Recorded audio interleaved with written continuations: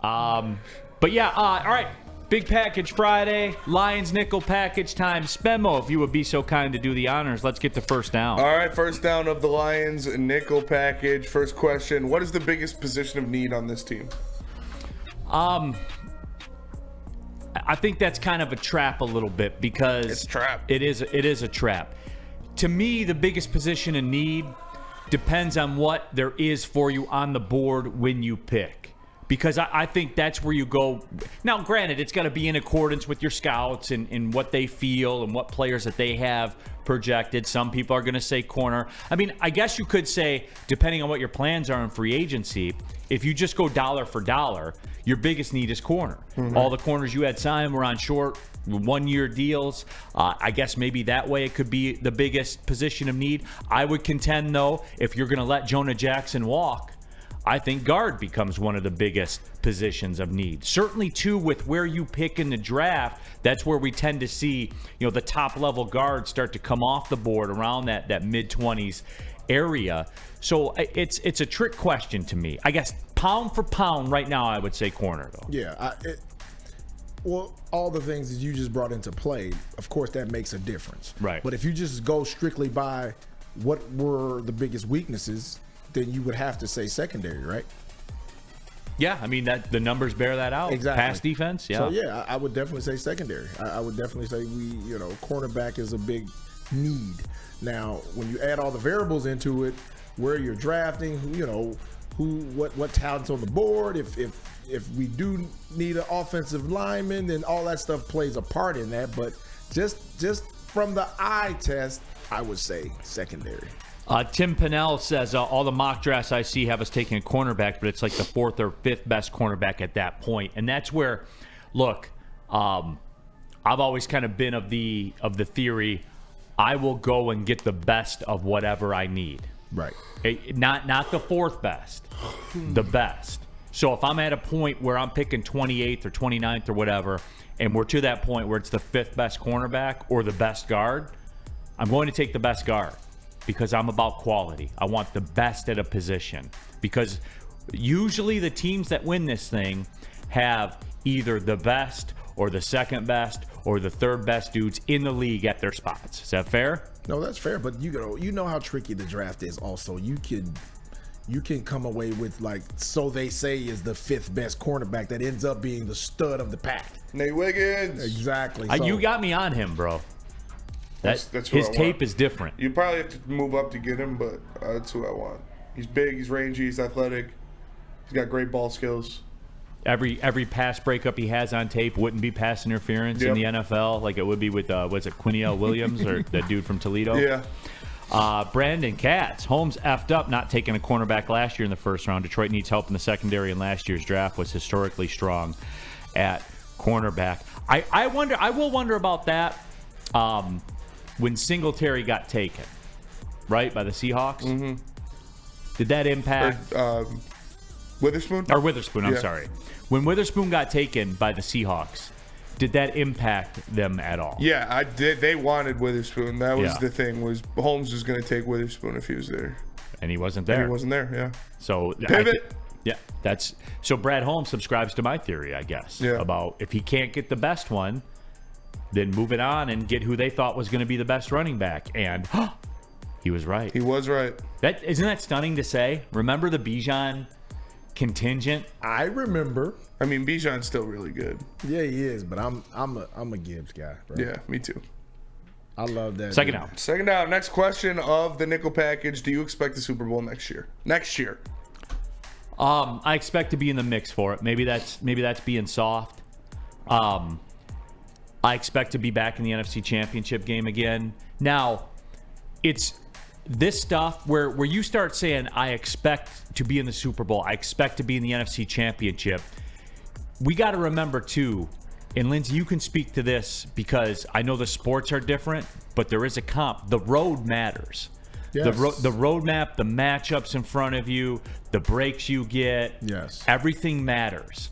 Because, let's be real. If the Lions would have had to play at Dallas, there could have been a different outcome in that second round. There probably wouldn't have been, but there could have They been. would have spanked the hell out of the Cowgirls. No, I know.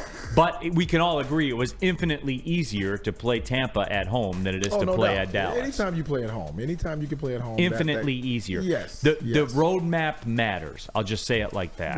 Right. Because what would we have said in October if we said, hey, the Lions are going to be the 3 seed with a chance of maybe having to play Philadelphia at home or playing Dallas on the road? We would have said, oh, my God. Right. What if your road would have been the Eagles, the Cowboys, and then the 49ers?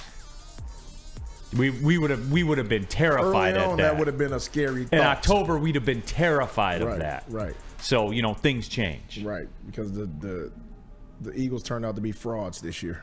And so did the Cowgirls, as usual. Yeah, they didn't turn Par out for to be the course. frauds. They Turned were just delayed in revealing themselves. They are who we thought they were. They 100% were. You expect it, Lindsay? You expect a Super Bowl for the Lions next year? I don't know next year, but I expect the next 2 to 3 years they'll be playing for a Super Bowl. I honestly believe that. Because, too, like I talk about, the progression is never linear. No, It wasn't linear with you guys. Remember we talked about this early on. Like sometimes teams make a couple of moves, things line up the right way for them, and they just appear in the Super Bowl. Like that happens. Cincinnati. You know what I'm saying? But then things happen also where, dang, we haven't seen them back. You know? Right. So it's kind of a funny way how that works sometimes when things don't line up your way. You get an injury here, you get situations happen there, and then other times it does. Look at the Chiefs. Nobody expected the Chiefs to be back in the Super Bowl this year. Nobody. Well, Sam Flannel did. No, he didn't. If he says he did, he didn't. Oh, yes, I did. I No, picked him. you I picked him didn't. at I the didn't hear beginning you of the say one playoffs. thing Yes, about I did. You I tell didn't me hear how you great one Josh thing. Allen is every day. I Okay, didn't but hear you say one thing about the Chiefs going to the Super Bowl this year. No, but you know what you did, Did you Lindsay? say that? Yes, I did. You know what you did, Lindsay? You Well, did the that's whole okay. We'll look at the Chiefs tape. and then just We'll look at the scoffed tape. at him like, ha We'll ha, look at the the tape. Chiefs. We'll look at Those the tape. lowly-ass We'll look at the Chiefs. tape. Bum We'll ass. look at the tape. I believe Lindsay said bum ass Chiefs. You scoffed at them like they were just some also-ran team. Were you scared of Josh Allen?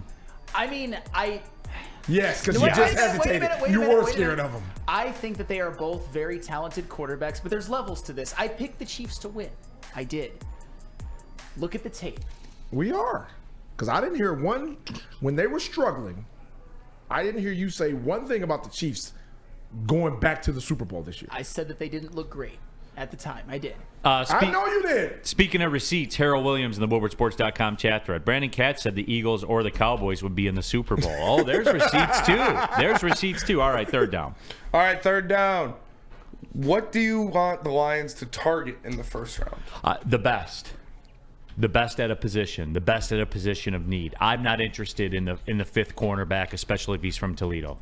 I'm not. I'm sorry, guys. No, Spenny got me in the lab back there and got me on his Nate Wiggins train. Yeah.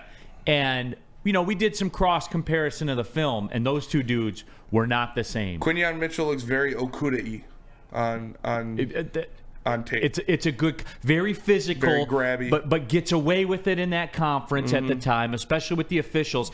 And those officials that do MAC games, that's all regional. Yeah. So some of them do Big Ten games and things like that. It's a style, and I don't like it. I do not like it. Yeah. I don't. I don't like what I saw. I'm with you, Spenny, 100%. If it's you can't get one of those dudes, then we pivot and we take the best guard or whatever. What do you want to see him do? Yeah, I agree. If your need position is not top quality, top tier, then you go to your next need. Like you said, they did that last year. If they were targeting that cornerback and he was going off the boards, what's our next move? We're going running back, regardless of what people say, because everybody was down on the running back position. We don't need to draft a running back. It's overvalued. He's not looking overvalued now, is he? Correct. So Absolutely correct. Fourth down. Fourth down. How important is the coordinators returning to the Lions for this year? Here's Both of them. They're back. yeah. I'm not fucking leaving. I'll tell you where it's important for, and this doesn't matter on the field, but here's why I'm most happy that especially Ben Johnson's coming back, because that was a pick-me-up for the town.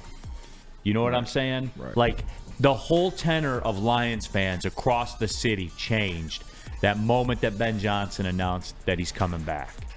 And I think that was big. I think it doesn't matter, right? Like, on the field, it does not matter because momentum doesn't carry over to training camp next year. Right. I just think it was big for the psyche of the town. It really seemed to rally the people to say, all right, this is sustainable. Right. Now we've been trained to think after what happened in 2014, we get one look at, or 1991, we get one look at it, then it's over. Now we suck for a decade. Believe it or not, Lindsay, I honestly believe that the Ben Johnson thing changed that viewpoint for people. It's dumb, I know, but it's true. Yeah, coming back or not, like I think it matters, but I still think they're built to overcome a lot of things that people probably overvalue. You know what I'm saying? So good that he's back, but it wouldn't have been the end of the world had he taken that job and you had to replace him. I don't think it would have been the end of the world, because I think the foundation is there. So when you have a solid foundation, all you're doing now is maintaining it and adding talent. Chris says, I'm pretty sure Sam did mention the Chiefs as Super Bowl contenders because it was followed with a 37-minute segment twisting his words around into being a Chiefs fan, not a Lions fan. Not a Chiefs fan. Not a Chiefs fan. Just a Patrick Mahomes Simp. admirer. He's the Chiefs simp. No, he's a Patrick Mahomes simp. Yeah, he is. He admits that. Yeah, absolutely. He comes fully clean on that. But yeah, that's what it was. All right, fifth down. Fifth down, final question. How many top 100 players will the Lions have this year? I think they had 4 last year, if I can't remember. Right? I know Goff, Amon-Ra, Frank, and I think Jamal Williams. Jamal Williams, yes. Or not Frank. Goff, Amon-Ra, Hutch, and Jamal Williams. Yes. Here's my new answer to that kind of stuff. I don't give a shit. But that's voted on by the players. It's No, pretty I know. cool. I know, but I don't give a shit. I don't care about any of that stuff anymore. Past that now. This is the biggest thing. This is the most liberating thing to me. That was all we had in the past, right? Give us respect. We're better than you think they are. Here's our great players. I don't care about that anymore because now we are a good football team. Right. Now there's one target. Now there's one thing to go after. The top 100, the All-Pros, the first team, the Pro Bowl, all that stuff. That's dead to me. Right now what matters is winning a division again, because that's how you lock in the home playoff game, and then what's the road to get to the Super Bowl. To quote Metallica, nothing else matters, Lindsay. I'm past that. We're past that now. Yeah, but we still want to know what you think. Doesn't matter. I don't care. know it. I'm not You going to don't waste care. time thinking about it. No, it's on the. Penei Sewell's fifth down. Penei Sewell's the best offensive lineman in football, and Amon-Ra St. Brown's a top 3 receiver. That's what I know. Okay, that's 2. Jared Goff's 3. Frank should be on there. Who? Frank Ragnow. It's 4.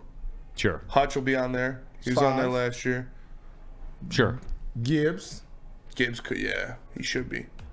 and tight end. Laporta, yeah, he should be on 7. there too. Did we say Okay. Amon-Ra? Yes, That's 8. 7. 7. Yeah. Are we happy? We just want to answer the question. That's all we want to do. Yeah. Come on, Neil. Come on. Okay, Lindsay, we'll be talking about big boy and comfort foods, okay? Because wintertime's always better with comfort